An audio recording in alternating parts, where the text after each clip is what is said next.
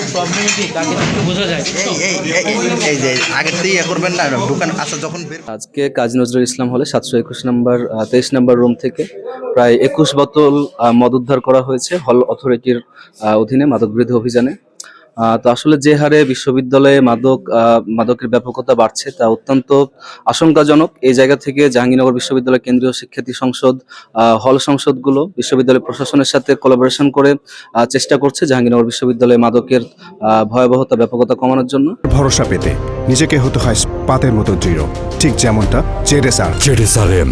বিশ্ববিদ্যালয় প্রশাসনকে সাথে নিয়ে এগুলো কমানোর জন্য চেষ্টা করা হবে। আর আজকে যাকে আটক করা হয়েছে তার কাছ থেকে আমরা বিভিন্ন তথ্য জানবো, সেগুলো কোথা থেকে এনেছে এবং তার এখানে গ্রাহককে, এগুলো আমরা জেনে পরবর্তীতে সেগুলো অনুযায়ী আমরা ব্যবস্থা নিব। অন্য হল থেকে এসে একজন স্টুডেন্ট থাকেন, তো আমাদের আগে থেকে তথ্য ছিল যে এখানে মাদক সেবন হয়। তো আজকে একটা গোপন খবরের ভিত্তিতে আমরা ওই রুমে যাই।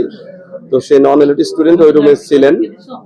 তো আমরা তার লকারটা চেক করে এখানে 8 বোতল প্রথমে 8 বোতল মদ পাই, আর তার পরবর্তীতে তার খাটের নিচ থেকে আরো 9 বোতল মদ এবং 3 বোতল হুইস্কি উদ্ধার করি। আমরা পরবর্তীতে আমাদের যে শৃঙ্খলা বিধি আছে সেই শৃঙ্খলা বিধি অনুযায়ী তার বিরুদ্ধে আমরা ব্যবস্থা নিব।